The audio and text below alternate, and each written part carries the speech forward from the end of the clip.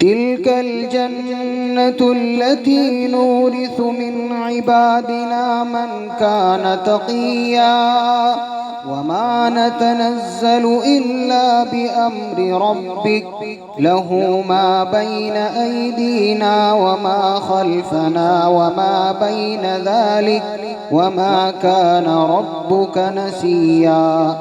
رب السماوات والأرض وما بينهما فاعبده واصطبر لعبادته هل تعلم له سميا ويقول الإنسان أإذا ما مت لسوف أخرج حيا أولا يذكر الإنسان أنا خلقناه من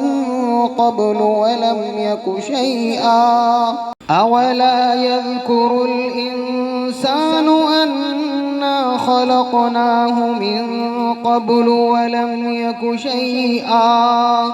فوربك لنحشرنهم والشياطين ثم لنحضرنهم حول جهنم جثيا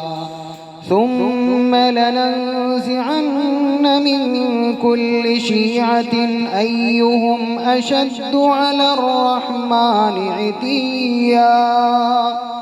ثم لنحن أعلم بالذين هم أولى بها صليا